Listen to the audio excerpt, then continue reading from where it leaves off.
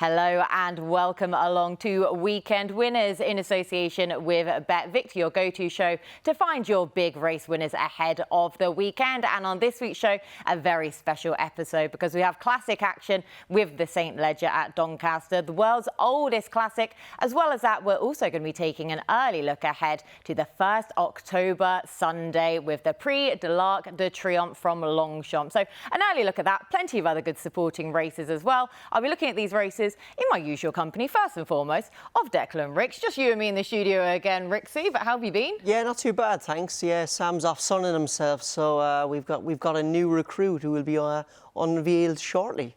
Yes, like you say, you're building the suspense. Yeah, as you say, Sam Boswell having a very well-deserved holiday after we had a cracking time on the show last week between the three of us as well. So he's taking a bit of time off, but we can forgive him for that. Yeah, it sounds like Sam's had a sneaky lucky 31 on and he's gone away and spending it all. But yeah, last week was a very good week.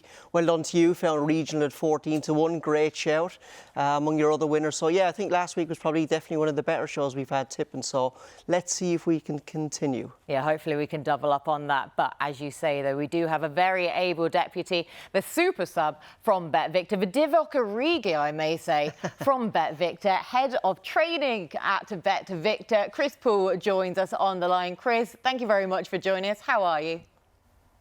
I'm very well. A little nervous, if I'm honest. You know, the big thing for me being on the same show as Declan. Obviously, big shoes to fill with Sam away, but I said I'll fill in. I'm not sure I can give as many winners as Sam and not as many as you two, but I'll give it a go. And yeah, looking forward to it. That's all we can ever ask. That and a good Skype background. So you're managing to tick 2 boxes already, Chris. We appreciate that a lot, of course, from him. But before we get started with the action proper, a reminder, as ever, to please do gamble responsibly. Our tips are not guaranteed to win, but we will also do our best to point you in the right direction anyway. And also hit subscribe on the At The Races YouTube channel and also hit the bell notification so you never miss an episode. Right, on with the action because we begin at Doncaster with the 150. This is the Group 2 Champagne Stakes for the 2-year-olds over 7 furlongs. Now, Chris, I'm going to let you kick us off because we have a very short price favourite in here with Rosalien, currently priced up at 4-9. So is there a betting angle into this race or does the favourite just win? Yeah, it's unfortunately cut up a bit, hasn't it? I can't really see Rosalien getting beat, if I'm honest. I know that sounds pretty boring. Very impressive last time at Ascot. The form's being franked. Does look really hard to get beaten. For me, if anything, I thought the prices potentially between the second and third favourite were a bit too big. You could see the Aidan O'Brien horse getting closer. There wasn't much between Mountain Bear and Iberian last time. Potentially, if you were going to back outside of the favourite, maybe Mountain Bear is a tad of value. I think it's 14-1 there, but I don't want to be boring, but I can't see past the favourite here, Kate, I'm afraid. No, not at all. Rosalien, it does look his race to lose, admittedly. But you've given us another steer, though, in case you did want to have another bet in this race away from the Fav. So Rosalien for Chris to kick us off.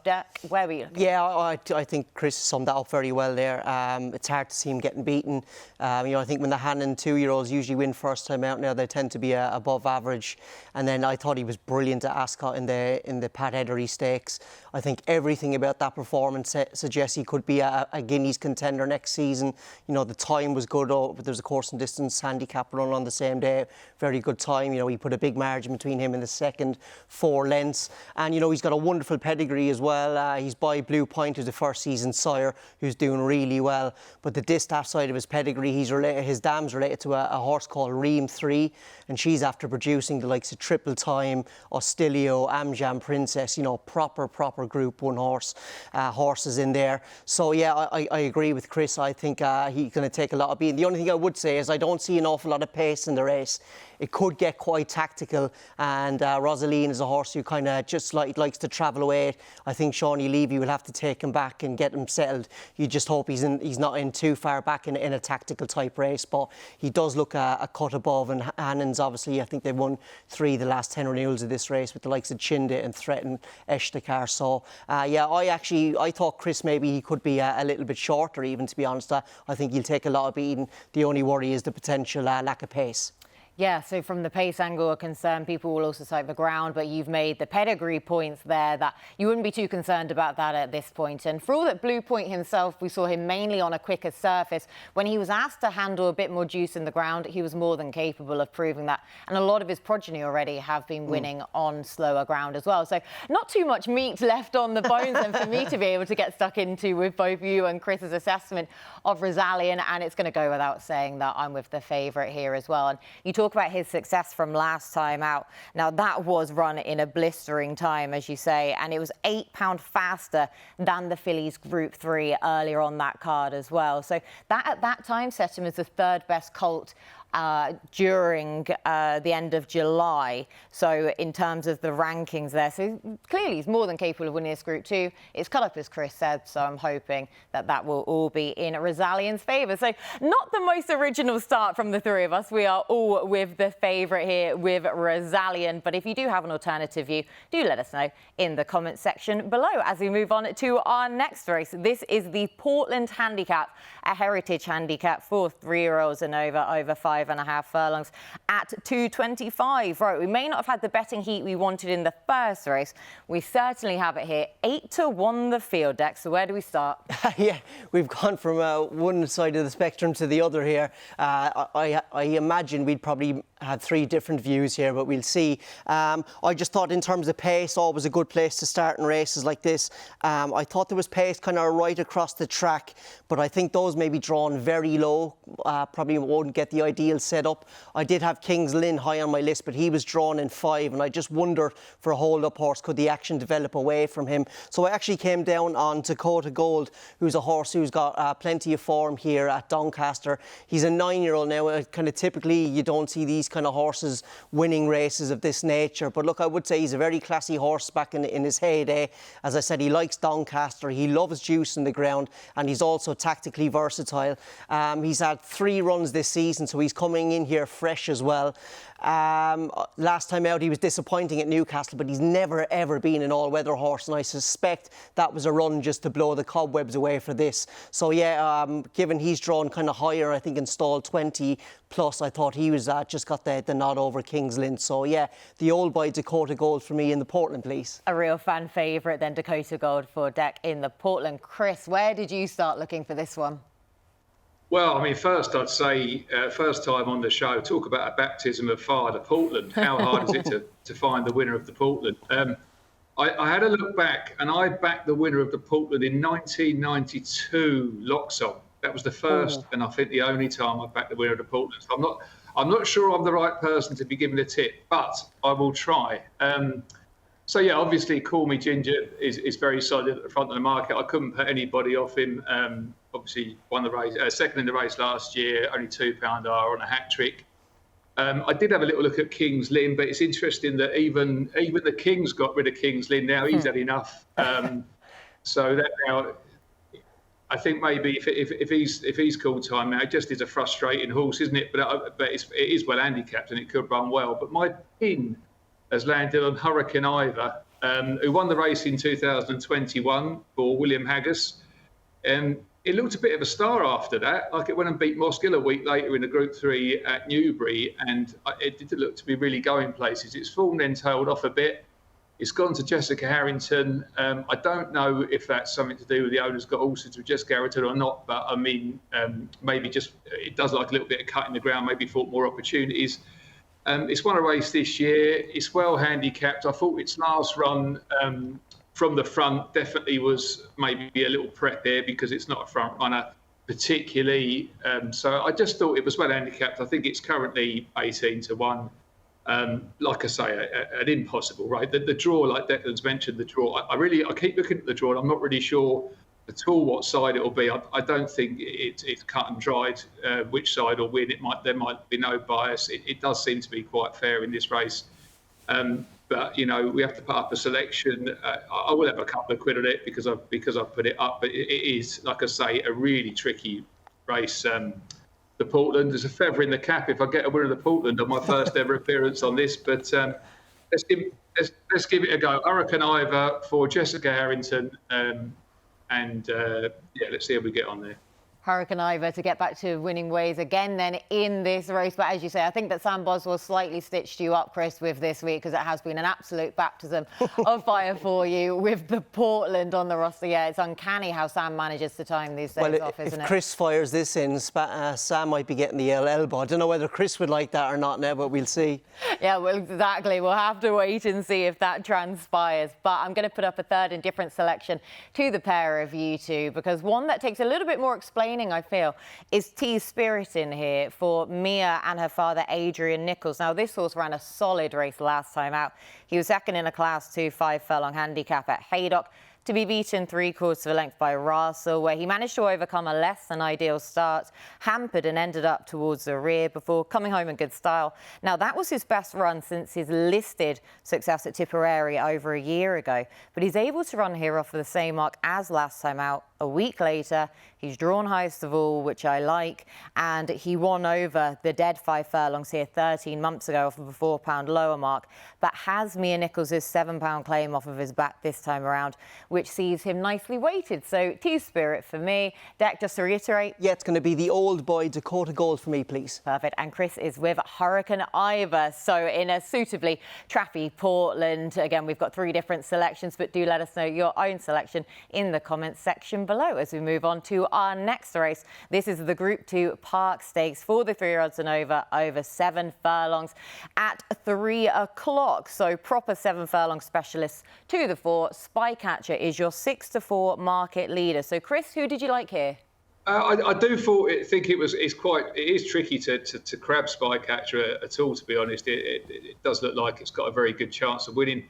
But just at the prices, I was going to go for something a bit bigger. And although it's got a lot to find on the form book, I thought I'd take a chance on Biggles.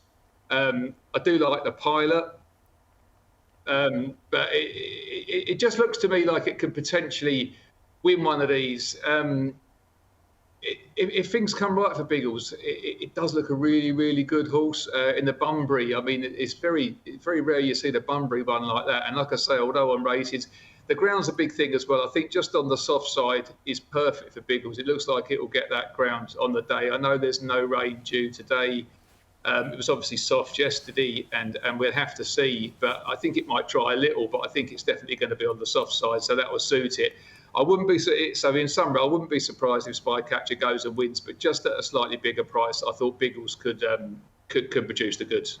Well, you've definitely got a fan with us two in the studio, because Biggles has done us a turn, hasn't he, Deck, a few times already this season. Yes. But are you going to stay loyal? Has sentiment gone out the window? No, I'd have a different view to Chris here. To be fair to Chris, he's put one up at a price, and he has acknowledged that he has a bit to find. I just thought maybe he had a little bit too much to find at the prices. I'd echo what Chris said about Spycatcher as well. He without a doubt, is the horse to beat. And just tactically as well, you should probably mention, whereas the Champagne Stakes looked like it was going to be pretty tactical in nature, this race should be well run with the likes of Audience in there, Pogo as well. They like to go forward, and I imagine Biggles won't be too far away either. So I think it'll be a case of the best horse wins, given the gallop.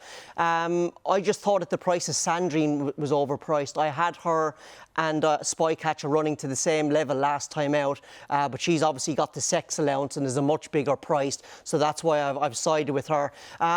She's a funny horse. Well, she's not funny. She's ground versatile, to be fair. The video you can see playing over there is when she won the Albany as a 2-year-old. That was on heavy ground, but she's got plenty of form on fast ground, and she bounced back to form last time out on fast ground behind Kinross. There's certainly no Kinross in the race today. The only worry is maybe is she, even though she won on heavy as a 2-year-old, is she a little bit better on a quicker surface now? That would be the concern, because she did flop behind Spycatcher in the Prix Mars de Geese 2 starts back. But that was her second time running in France, and the second time she hasn't run anywhere up to her best. So I'm just a case of her not travelling to France well, as opposed to the ground. The visor went on first time last time, and it really sparked her back to life. I hope it has the same effect here, and especially as given the paddock kind of judges were really raving about her ahead of York last time out. They said she looked in unbelievable condition. So if she handles the ground, I think she's a good value bet again. But again, I'd agree with Chris that Spycatcher definitely is the one to beat, but the price says that, doesn't it? Oh, very much so. He's properly priced up accordingly, isn't he? The traders, I mean, they've managed to get this one right. I think with Spycatcher with the conditions as well. But, I mean, I thought that this was the trappiest little nightmare of a race for me. I went through every single runner over and over. Because as you've both said, Spycatcher will love conditions, provided they do stay on the slower side. But he's been priced up on that, as well as his improvement of late.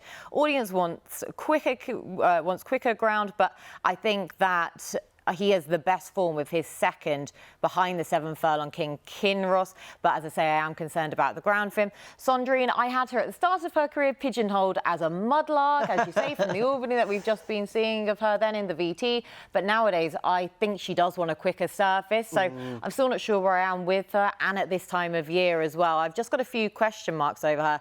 And Biggles, like you both said, he's a proper 7 furlong specialist. But I just wonder if that's handicap company and whether or not that can translate up to this calibre of a horse. So I was really going around the houses, and then eventually I wanted to let price dictate me. Every horse has its price. And Audience, I'm just going to hope that he can cope with the conditions. Basically, a lot of my Doncaster study has been on the hope that it does the usual thing we expect at Doncaster and dries up a bit quicker than we anticipate. Dry forecast today. Hopefully Audience won't completely hate it. And as I say, I think he's got the best recent form in the book anyway with his second last time out. So again, 3 different selections for us for the 7 furlong specialist there. But we move on to the big one itself, the Group 1 St Leger. This comes up at 3:35 up at Doncaster for the 3-year-olds over 1 mile, 6.5 furlongs.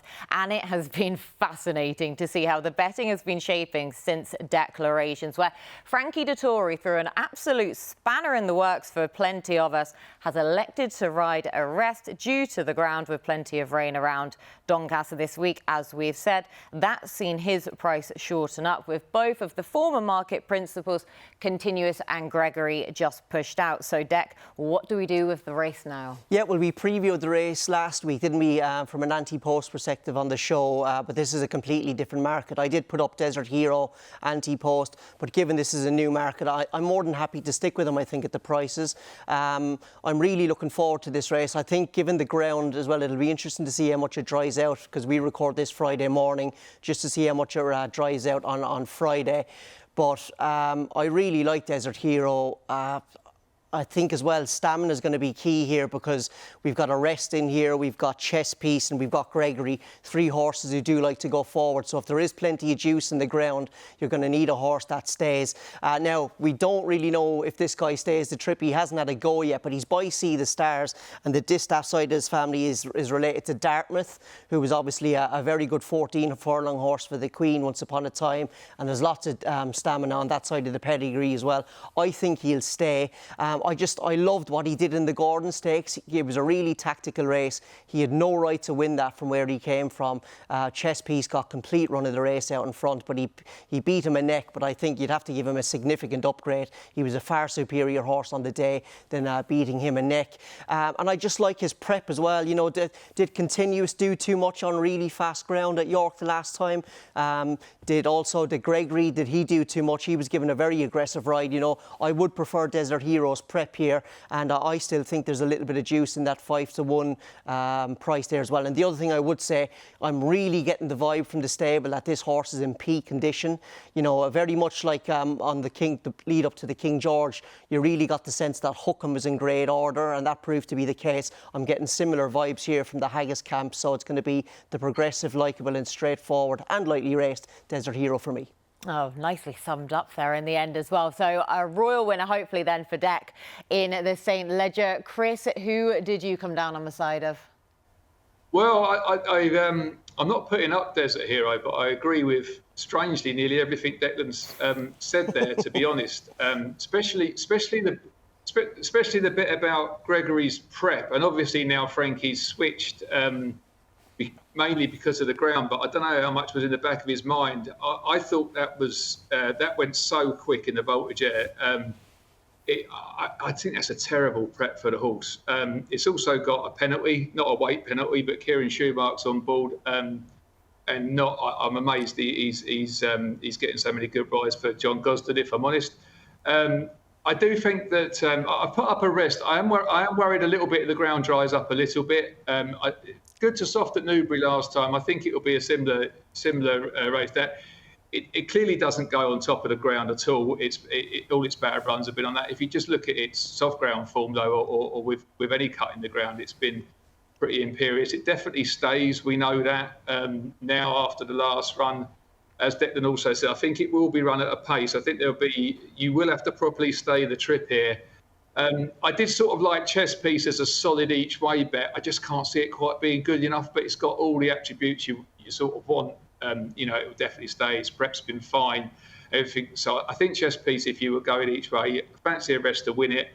Can't have Gregory at all. I'd be amazed if Gregory wins the race. That would be one I just can't have at all. But I do respect Desert Hero. The only reason I was sort of torn between Arrest and Desert Hero, but the only reason is Arrest would definitely stay. And like Declan says, we're not absolutely sure Desert Hero will stay. And I think you will probably need to stay it this year. I mean, you do obviously need to stay a Leger, but I just have a feeling with that ground a bit softer and potentially a load of pace that you'll probably have to stay this year. And that's the only reason, but I wouldn't be surprised if Desert Hero won, but I'm going to be putting up, stick with Arrest and Frankie and Gregory. Can't win. Can't win. That's teed up my selection beautifully, hasn't it? Like to be fair, now that's exactly what I wanted here to lead into mine, who, funnily enough, is Gregory. So Chris is going to hope that Frankie's chosen correct with Arrest. I'm going to hope that he hasn't. And to be fair, interviews that I was hearing earlier on in this week, I did get the impression it very much was a 50-50 call for Frankie. And I don't think that was just a owner PR statement that he was really giving either. But from what I've heard, Arrest seems to work better at home than Gregory. He's a flashier horse, so that might have just swung it in his favour then. So, but it has completely thrown a spanner in the works for me. So when I tried to boil it down to pure basics for this race, I thought to myself, who do I think possesses the most raw ability? And for me, that is Gregory. I agree with the pair of you two that the Voltager was not the ideal prep for him last time out whatsoever. I mean, he went off at the none-thought pace, basically, for the first couple of furlongs, taking on the two outsiders. And literally after 2 furlongs, there were only 2 horses that could win the race. They were the horses that were ridden stone cold last and second to last as well, then hence why Continuous could come through. Now, from a tactical perspective, I agree with you, where, of course, with the Ballydoyle contingent that we have in here, we're expecting a well-run pace to perhaps tee it up for Continuous, similar to York last time out. So I'm hoping that Gregory's not going to get involved in any sort of pace burnout and won't be anywhere near the front end. Yes, he's inexperienced. Yes, the ground perhaps won't be properly to his liking, but when in doubt and when it's such an open race, I really want to just side with the horse that I think is the most talented. I'm going to hope that that will be Gregory, and Frankie Dettori has chosen wrong. So it's a rest for Chris. Deck. It's going to be Desert Hero for me, please. Right, and then Gregory for me. So a wide open classic, and we've got 3 different selections. Yet again, after we agreed in the first race, it was never going to last, was it? But that is everything from us in this part. Up next, we're going to be heading over to the Skypad to take an early look ahead of the Arc, as well as giving you our best bets for the weekend. Now, Declan, Chris and I have moved over to the Skypad to look ahead to one of the biggest races of the entire season. The Qatar Prix de l'Arc de Triomphe comes up in just 2 weeks' time now. So, Chris, I'm going to come to you first, please, for your selection at this stage. Yeah, well, I'm glad we're able to look at the Arc, because I've been thinking about having a little bet on the outside of yourself, because I just, the front end of the Arc looks to me everything I can find a hole in, to be honest. A lot of them I'm not even sure are going to turn up in that list. I think we've struggled to see Emily Upjohn run there. Augustus Road, and who knows? I don't think the Arc's its race. Hookham's solid, obviously. I don't know whether I see it as an Arc winner. Ace Impact shows a great turn of foot, but let's face it, it's only beaten El Riffer half a length last time. Is that Arc winning form? I know it's been teed up. It will be trained for the minute for the race. I like Westover in the King George. Broke my heart watching the run-in of the King George. Had a decent bet on Westover, but then is that an ideal prep? We haven't seen it since. So looking down the list, I'm really hoping that Bay Bridge runs. I don't know if it does. I'm hoping it does. It's already won the Champion Stakes at Ascot. So it's proved now that it gets a mile 4. All right, OK, Kempton's totally different, but it did travel really well that day and didn't seem to be stopping. It was a decent pace. I'm hoping they spin the dice. Baybridge is a very good, solid Group 1 horse. It might just be that it always wanted a couple of furlongs more and potentially could eke out some improvement. And I just really do feel this is a prime year to get a turnover. When you start looking at the front of that market, you can, like I say, you can pick holes. I'm really impressed with Baybridge. I'd love to see Richard Kingscote on it and winning the Arc. I think he's been a little bit unlucky this year with one thing and another. He's started to ride really well again recently. I don't know if I've noticed that. Stouts have started running a lot better. At 20-1, I'm going to go for Baybridge and hope it turns up, Kate. Well, that's two of us with Baybridge, which is a real surprise. So we came together, Chris and I, early in the show for an 8-11 shot, and now we're coming together for a 20-1 Antepost pick. Look, I agree. I agree with nearly everything Chris has said there.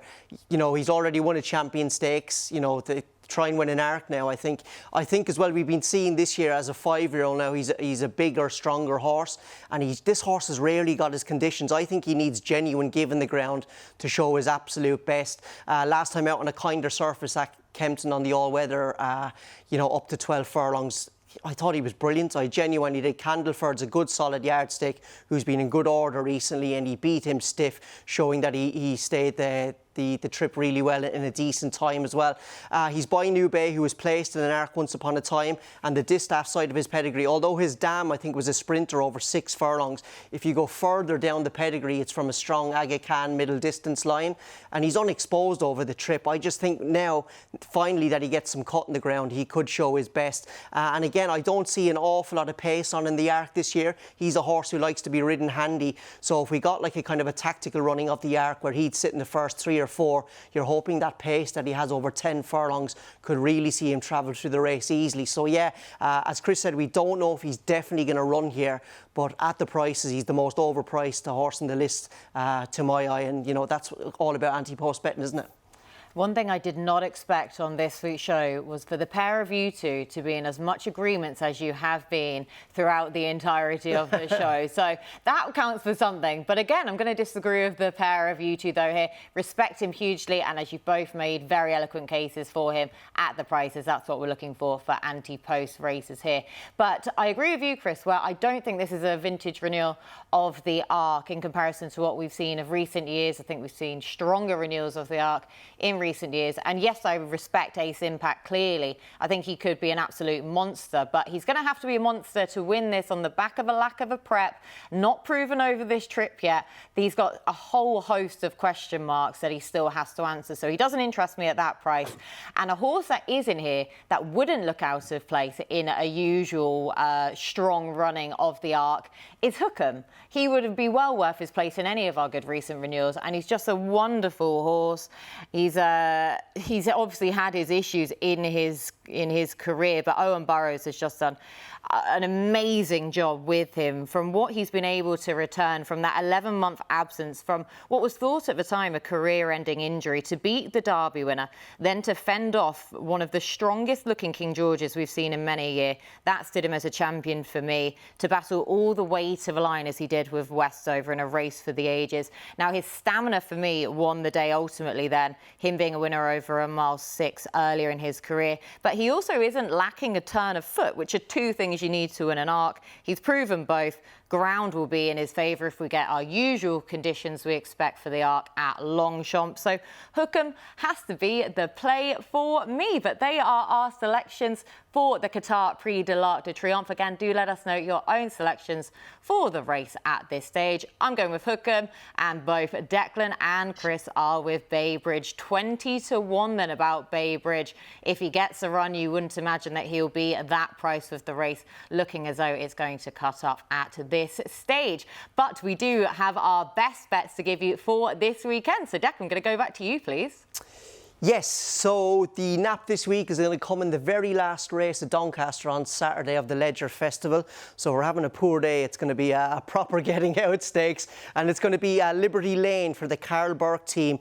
I still think a rating of 97 underestimates this horse, especially if you go back and look at his Dante 7th, which is working out nicely.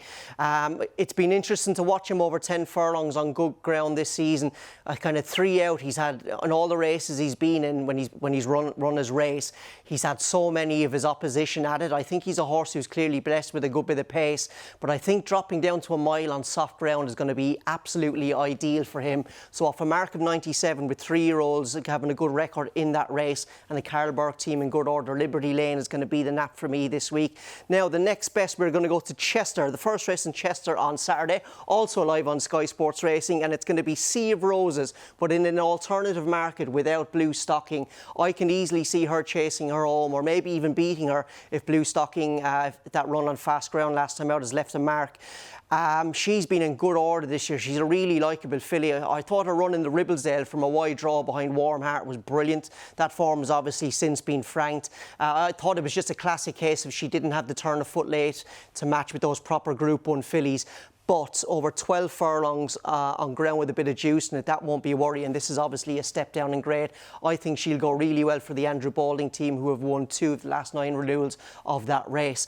And then the long shot this week is going to be Dakota Gold, the horse we've already discussed in the Portland. Look, he's a 9-year-old now. Not really a horse you'd kind of fancy for these really competitive sprints, but he's been rated much higher in the past. Likes Doncaster, is tactically versatile, will love the ground, and is trained by a man in Michael Dodds who knows how to train a sprinter. So I thought he, at the very least, could at least sneak into the places tomorrow. And good, eloquent cases made yet again then for your 3 best bets for Declan for the weekend. Then, Chris, your own best bets, please. You see, so this is a slight schoolboy error here. It's the first run out on the show. If I get another run, I'll do a bit better. I thought they were only from the races that we look at. So anyway, I've gone with the races that we looked at. My nap is arrested, and that would have been my nap, I think, anyway. I didn't mention when we looked at the ledger the reasons why Aidan O'Brien, I don't like the fact that he's got so many runners in the race that I don't think they're as confident with his horse in it as well, which is another slight negative, apart from what I thought the Gregory, remember, can't win the race. So I've got to put up one against it, and the rest, I do think that one will run really well under the 30. To be honest, if I'd had a look at a few more races, I probably wouldn't be putting Big Woods as my next best. I wouldn't advise anyone lashed into that, but I put it up at 11-2 and I made the case for it earlier. But I definitely would have put up Hurricane Ivor as my long shot, because having looked at the Portland properly, I did think it was almost maybe about a 12 or 10-1 shot if I'd have priced the race. So 20-1 looks a fair each way to me. So you never know, I might get lucky on week 1. But like I say, learning curve. I should have looked at more races.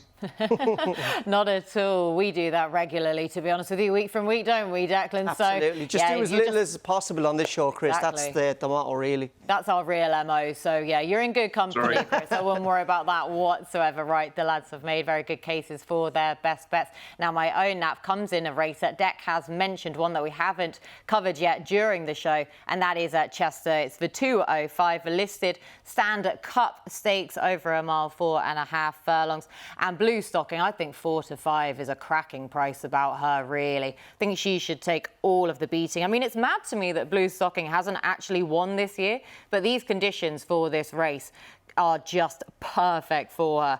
I mean, let alone the fact that she hasn't even won a stakes race this year, because that pesky Warm Heart just keeps getting in her way. She finished second to her in a listed race at Newbury in May, was third behind her in the Ribblesdale at Royal Ascot. She actually beat her when Warm Heart was just given a strange ride in the Irish Oaks, but still came off second best, just about to save the last dance. And then last time out, Warm Heart beat her again at York in the Yorkshire Oaks when Blue Stocking was fourth. The ground was as quick as she would have wanted on that occasion, so hopefully she'll get easier conditions at Chester and can take advantage of this listed race en route to perhaps the fillies and mares on Champions Day. Now, my next best, the horse that cannot win, according to Chris Poole, Gregory, 18-5, currently priced up at for the Group 1 at St Leger. For all of the aforementioned reasons, I simply think he's the most talented horse in the race, and his run, despite being defeated in the Voltager, was actually further testament testament to his ability. I just hope that the ground dries up that bit more than Frankie Dettori is expecting, and that he's got the call wrong, and in fact that it'll be Gregory who comes out on top in the Leger. And my long shot, we're all going to the Portland for this. 16-1 for T's Spirit. Again, a horse I talked about earlier on. Ran a really solid race last time out when he was second at Haydock, despite plenty enough going wrong for him. So he's running off the same mark here. Gets me a Nichols, taking the £7 off of his back. A former course winner. Hopefully T's Spirit can spring a bit of a surprise from his nice high draw in the Portland. But that is everything from us on this week's show. A big thank you to Deck, as ever, and of course to Chris for standing in for Sam Boswell this weekend. A sterling debut, Chris. Thank you very much for your time. Best of luck with your bets this weekend, lads. And a big best of luck to you as well at home. Thank you so much for watching.